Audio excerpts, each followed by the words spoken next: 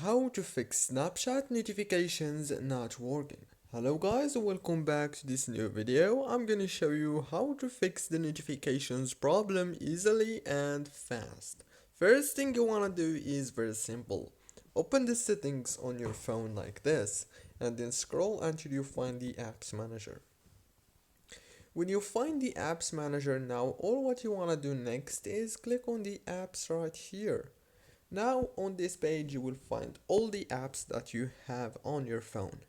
All what you want to do next is very simple. Wait a few seconds and then scroll until you find Snapchat. Click on it and then click on Force Stop and click on Notifications Management. Make sure that this option is enabled and all these notifications here. Don't forget to like and subscribe.